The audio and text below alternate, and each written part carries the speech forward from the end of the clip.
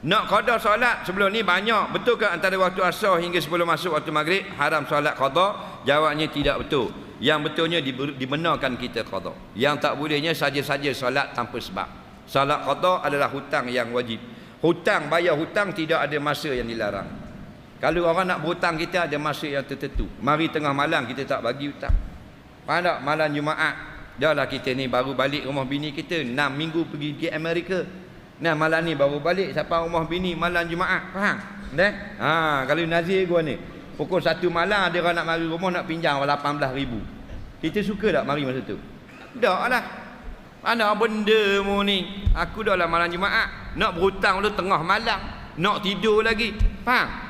Tak kena pada waktunya. Tapi kalau orang nak bayar hutang, Nazir marah tak? Pukul 4 pagi. Tengah nak jima. Orang nak bayar hutang dulu 147,000 mari kata duit. Marah tak?